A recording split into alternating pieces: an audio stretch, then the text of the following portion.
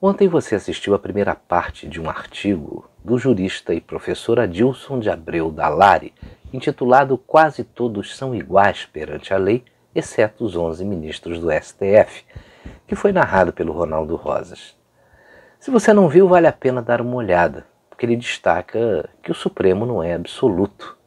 Comenta também sobre o Conselho Nacional de Justiça, que se tornou um conselho corporativo, entre outros assuntos. Na segunda parte, que o Ronaldo Rosas também vai narrar hoje, ele comenta o vídeo do jurista Ives Gandra Martins, que fez referência ao artigo 142 da Constituição Federal, que gerou muita polêmica no STF, quando foi colocado que ele poderia ser aplicado caso o STF desobedeça, confronte ou conflite com os mandamentos constitucionais. Destaca ainda o papel das Forças Armadas, que nunca podem descumprir a Constituição e que numa eventual ação não seria para romper a ordem, e sim para recompor a ordem institucional. Ele também mostra com muita clareza a inconstitucionalidade do inquérito das fake news. Vamos assistir a segunda parte desse artigo do professor e jurista Adilson de Abreu Dalari, com a narração do Ronaldo Rosas. Em diversos vídeos que correm pelas redes sociais, Ives Gandra deixa claro que o artigo 142 pode ser aplicado se o STF desobedecer, confrontar ou conflitar com os mandamentos constitucionais, destacando que as Forças Armadas nunca podem descumprir a Constituição Federal. Sua atuação não seria para romper a ordem, mas sim para recompor a ordem constitucional. Confira-se com o que foi publicado pela Gazeta do Povo. Ives Gandra da Silva Martins acompanhou muito de perto os trabalhos da Constituinte, próximo ao relator Bernardo Cabral. Em diversas e recentes manifestações, Gandra Martins assegura a intenção normativa e a finalidade político-institucional do artigo 142 de prever uma intervenção pontual das Forças Armadas, uma espécie desidratada de poder moderador para garantir os poderes da República e também a lei e a ordem, sempre que convocadas por esses mesmos poderes e nos estritos limites do chamamento. Nesse mesmo sentido, mas numa análise mais detalhada, em texto publicado no informativo Migalhas, de 8 de junho de 2020, quem tem medo do artigo 142 da Constituição? Amaury Ferri Sade pondera que, no texto constitucional vigente, o povo é a fonte do poder que a Constituição disciplina, e não se pode admitir que um dos poderes possa atuar fora dos limites que lhe são traçados.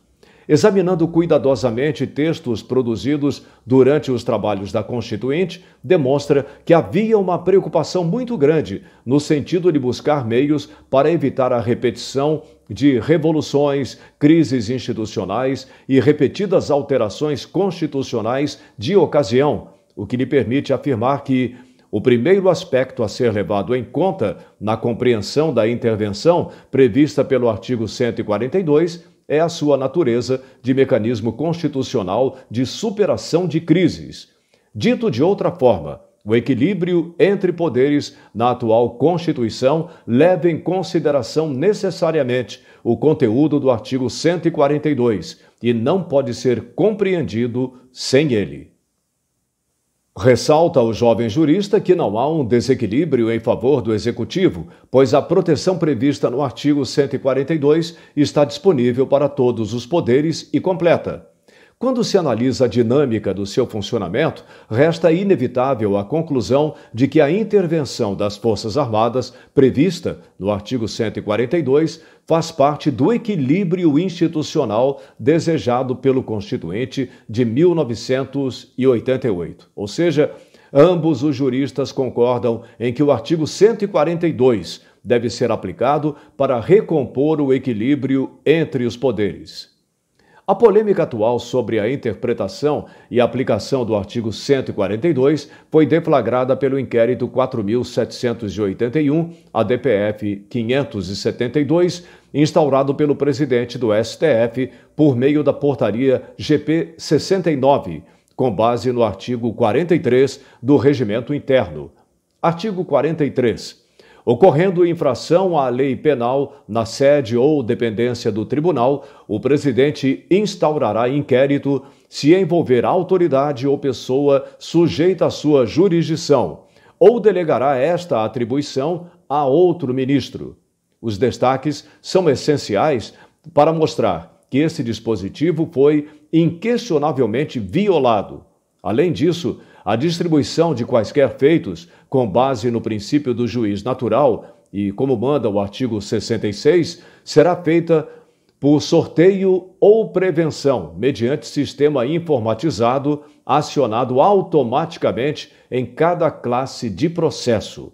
No caso em exame, o presidente designou arbitrariamente um ministro de sua confiança, o ministro Alexandre de Moraes. Tal inquérito, conhecido como o das fake news, não tem objeto determinado, corre em segredo de justiça e já obrigou a respeitável Polícia Federal a cometer uma série de violências jurídicas, não físicas. Os policiais são educadíssimos. Nem os advogados das vítimas dessas arbitrariedades legais podem ter acesso aos autos.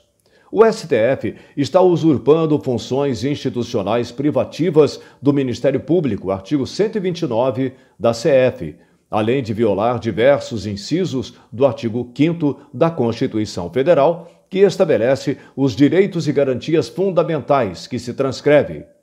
53.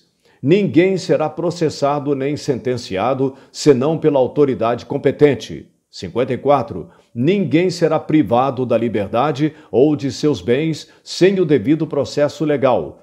55. Aos litigantes em processo judicial ou administrativo e aos acusados em geral são assegurados o contraditório e ampla defesa, com os meios e recursos a ela inerentes. 56. São inadmissíveis no processo as provas obtidas por meios ilícitos.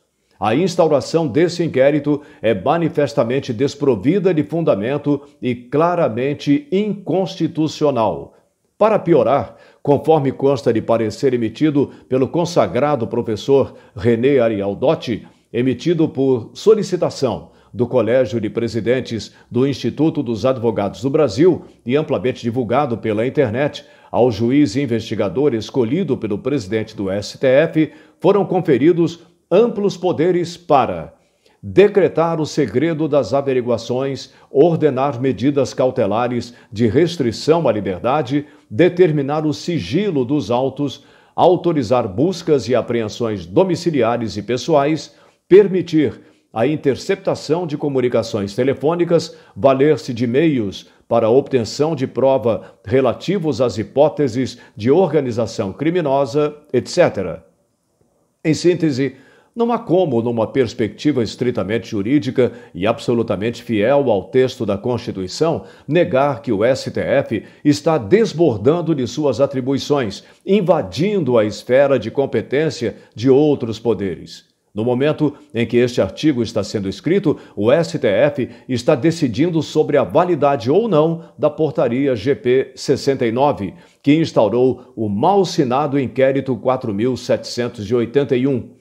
Não se pode antecipar o resultado, embora o relator ministro Edson Fachin seja digno de confiança, há um enorme risco de que o corporativismo do colegiado supere a apreciação estritamente jurídica, dado o interesse direto dos ministros Dias Toffoli e Alexandre de Moraes. Uma última e importante consideração. Não se pode confundir a instituição Supremo Tribunal Federal com os atuais ocupantes de seus cargos. Ela é permanente e eles são temporários. Não é possível deixar de considerar que a quase totalidade dos ministros foi nomeada por uma determinada corrente política, agora em extinção. O atual presidente do STF é praticamente um representante de quem o nomeou e que está fora da prisão graças ao voto desse presidente.